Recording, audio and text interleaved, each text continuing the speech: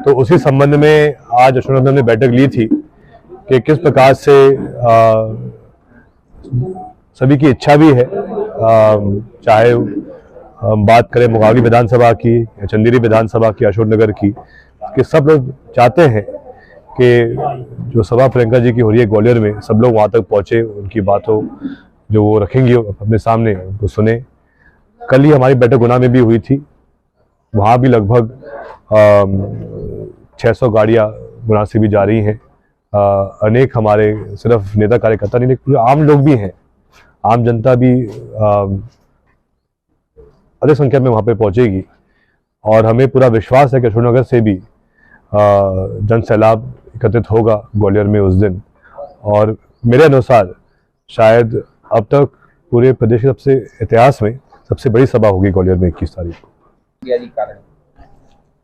सिंधिया जी हमारे विषय है ही नहीं, हम वो तो भाजपा के विषय है, लेकिन ये सभा जो ग्वालियर में हो रही है 21 तारीख को, ये प्रियंका जी की पहली सभा नहीं है। पिछले महीने ही जबलपुर में भी विजय शंखनाथ के नाम से सभा की गई थी, जहाँ शुरुआत हुई थी कांग्रेस के पूरे कैंपेन की। ये दूसरी सभा मध्य प्रदेश में प्रियंका जी की हो रही है, जिसमें कि पूरा जो संभाग है हमारे ग्वालियर चंबल संभाग, गुना से लेके अशोकनगर, शिवपुरी और ग्वालियर के आसपास के जो जिले हैं, चाहे दतिया हो, मुरैना, भिंड, श्योपुर, सभी लोग उसमें शामिल रहेंगे। और एक प्रकार से अगर हम देखें तो 2020 के बाद तो कांग्रेस को ज़्यादा बल मिला है ग्वालियर में, मुरैना में। आप स्वयं कल्पना कीजिए, 57 साल से महापौर कांग्रेस के पास नहीं था ग्वालियर में, लेकिन सिंधिया जी के जाने के बाद जो परिणाम आए थे महापौर के चुनाव में, शोभा सिकरवार जी भारी मतों से जीत के आई, मुरैना में भी महापौर कांग्रेस का बना है। तो इससे स्पष्ट ये बात सामने आती है कि आज के समय कांग्रेस और मजबूत हो गई है ग्वालियर चंबल संभाग में। सिंधिया जी और सीएम साहब दोनों रावगढ़ पहुंचे थे लाडली बहना के कार्यक्रम के लिए, मेहमान के रूप में आए थे। मेहमानों का हमेशा स्वागत है रावगढ़ में, पुनः भी आए जब भी उनको टाइम मिले, हमें इसमें तो कोई आपत्ति भी नहीं है। बस बात इतनी है कि सरकारी दस्तावेज के माध्यम से हमें जानकारी मिली थी कि 65 लाख रुपए खर्च किए गए सिर्फ बसों पे जनता को लाने के लिए। बारिश का समय है, अगर वही पैसा खर्च हो जाता सड़कों पे, जो अनेक ऐसे थोड़े बहुत कुछ गांव होते हैं, मजरे होते हैं जहां पे दिक्कत आती है लोगों को, जनता के काम में अगर खर्च होता तो और बेहतर होता। लेकिन आज जो एक माहौल बन गया है पूरे मध्य प्रदेश में, और जिस अहंकार और घमंड के साथ भाजपा के लोग आज काम कर रहे हैं, उनको लगता है कि जो पूरा सरकारी खजाना है उस पर उनका निजी कब्जा है, ऐसा उनको लगता है शिवराज सिंह जी को। और इसीलिए खुद के प्रचार में, खुद की वाहवाही लूटने में इतनी राशि खर्च की जा रही है हर कार्यक्रम में, लाडली बहना की हर कार्यक्रम में, क्योंकि तो हर दिन कहना के कार्यक्रम कर रहे हैं। 2 दिन पहले धार जिले में थे, बरवानी में भी उनका प्रोग्राम हुआ था। तो इस प्रकार से लगातार हर कार्यक्रम जो किया जा रहा है शासन के द्वारा लाडली बहना योजना का, कम से कम 2 करोड़ खर्च हो रहे हैं हर कार्यक्रम में, और ये सरकारी पैसा है। तो क्या ये जायज है? हम तो चाहते हैं कि अधिक से अधिक बहनों को इसका लाभ मिले, लेकिन अफसोस की बात है, अगर आप आंकड़े देखेंगे, चाहे अशोकनगर के भी आप आंकड़े पता कर लीजिए, तो मुश्किल से 30 से 40% महिला पात्र हो रही है इसमें। आज भी लगभग 65% महिला जो अशोकनगर जिले की हैं, उनको इसका लाभ नहीं मिल पा रहा है लाडली बहना का। मध्य प्रदेश की इसमें हमेशा एक सिस्टम रहा है जिसके माध्यम से जो मेन कमेटी रहती है, जो टिकट का चयन करती है, उसमें पीसीसी अध्यक्ष जी, नेता प्रतिपक्ष जी। उत्तर प्रदेश में प्रियंका गांधी ने कमान संभाली थी, इस प्रकार मध्य प्रदेश में कौन कमान संभालने की संभावना है? इसमें बात किसी एक व्यक्ति की नहीं है, बात है कि इलेक्शन कमेटी स्थापित की जाती है, और उस इलेक्शन कमेटी में जो चयन समिति रहती है उसमें पीसीसी अध्यक्ष, नेता प्रतिपक्ष और उनके साथ साथ एआईसीसी के हमारे अध्यक्ष, प्रदेश प्रभारी जो एआईसीसी महामंत्री रहते हैं और उनके साथ में जो अन्य प्रभारी जो एआईसीसी के रहते हैं वो उसमें शामिल रहते हैं और वही चयन करेंगे। भाजपा और विशेषकर शिवराज सिंह जी की तो आदत है कि वो हर भाषण में कम से कम 10 या 20 झूठ तो बोलते ही हैं।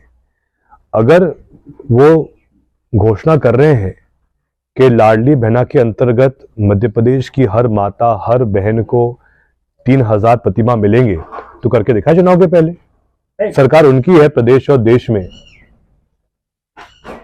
उनको कौन रोक रहा है? तो लेकिन अब चुनावी जो है झूठ है, क्योंकि तो करके दिखाओ चुनाव के पहले।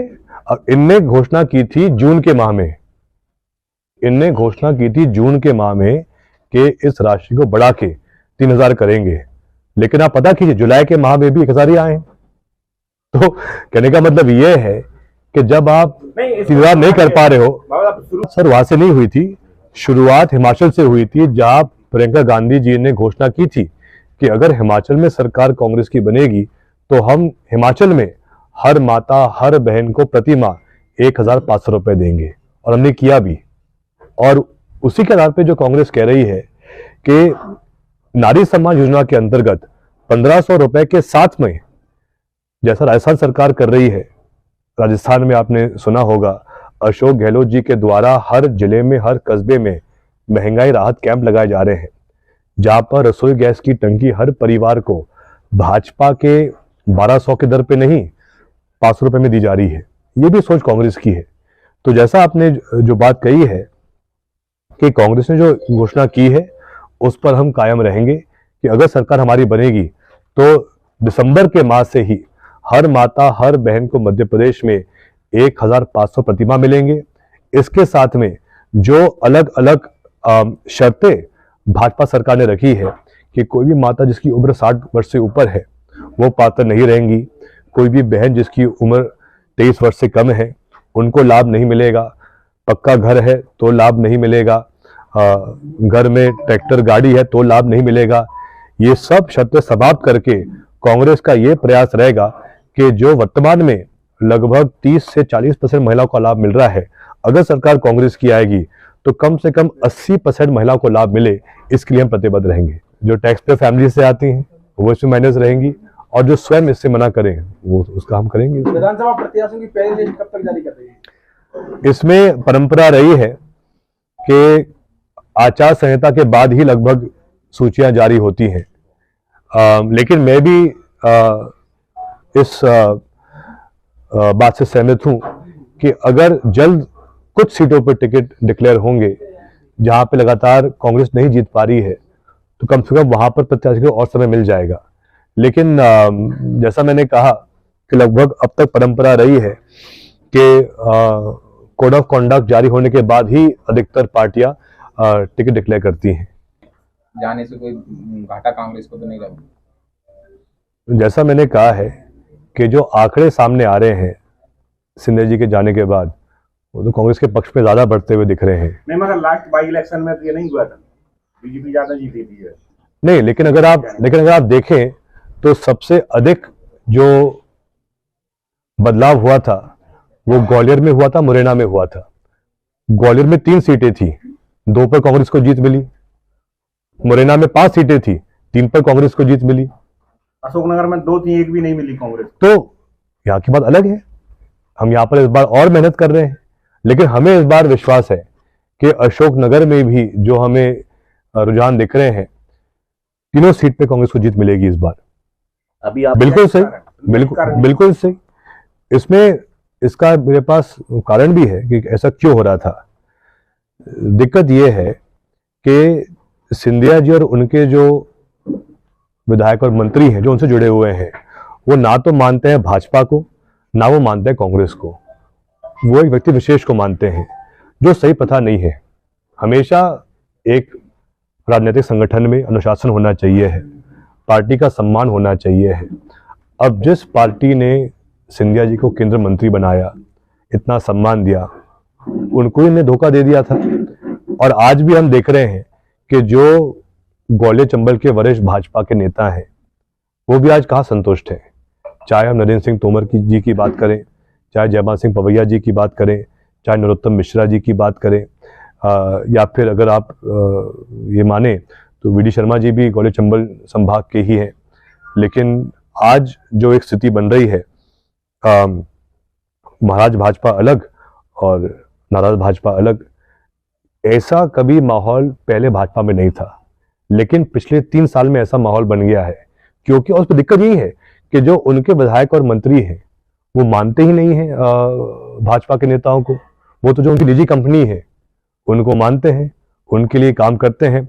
अब जैसे अभी किसी ने अभी हमको बताया इसके पहले जो हमारा कार्यक्रम था कि शायद एक प्रोग्राम था जिसमें पूरे लोकसभा क्षेत्र के जो यादव समाज की एक मीटिंग ली थी, हरि सिंह जी ने बताया था हमें, लेकिन उसी सम्मेलन में डॉक्टर केपी यादव जी को नहीं बुलाया गया जबकि वो सांसद हैं भाजपा के। इसी प्रकार से एक और समाज सम्मेलन सिंधिया जी जिसमें आए थे वो था रघुवंशी समाज का था। वहाँ पर जो हमारे विधायक हैं कोलारस के वीरेंद्र सिंह रघुवंशी जी, उनको नहीं आमंत्रित किया गया। तो ये मतलब क्या प्रथा है? ऐसा क्यों है कि जो उनके ही नेता हैं भाजपा के, जो इनसे पहले भाजपा में चले गए थे, उनको सम्मान क्यों नहीं मिल पा रहा है? आप ये दोनों इस पर मैं आपको कोई उत्तर नहीं दे सकता हूँ। मैं दोनों क्या मैं दोनों का संपर्क में है क्या? मैं दोनों का, चाहे डॉक्टर केपी यादव जी हो चाहे वीरेंद्र रघुवंशी जी हो, मैं दोनों का बहुत सम्मान करता हूँ। लेकिन वर्तमान में एक भाजपा के सांसद हैं और एक भाजपा के विधायक हैं। भविष्यवाणी तो जो हमारे पंडित जी ही करते हैं, हम तो नहीं कर पाएंगे उसमें कि क्या होगा आगे। आपके विधायक टूट के गए, सरकार गिराई, आपका एक बयान आया कांग्रेस का, बिका हुआ माल वापस नहीं होगा जी। इसमें कुछ लोग ऐसे होते हैं जो जब कोई पद पे नहीं रहते हैं या उनके कार्यकाल के समाप्त होने पर वो पार्टी बदल देते हैं, वो एक अलग बात है। लेकिन जो लोग चुनाव जीतने के बाद जनता के मत का अपमान करते हैं और बीच कार्यकाल में ही जनता के मत को बेचकर पार्टी बदलते हैं, खुद के स्वार्थ के लिए सत्ता परिवर्तन करते हैं, उनको हम कभी स्वीकार नहीं करेंगे। और वही हुआ था 2020 में। जनता ने मत पंजे के चिन्ह को दिया था, लेकिन कुछ लोगों ने अपने निजी स्वार्थ के लिए भाजपा के साथ लेन देन का सौदा किया और सत्ता परिवर्तन हुआ। और ये जो लोग हैं जो आज भाजपा में हैं, कुछ तो हार भी गए, कुछ विधायक, कुछ मंत्री भी हैं, उनको हम कभी पुनः स्वीकार नहीं करेंगे।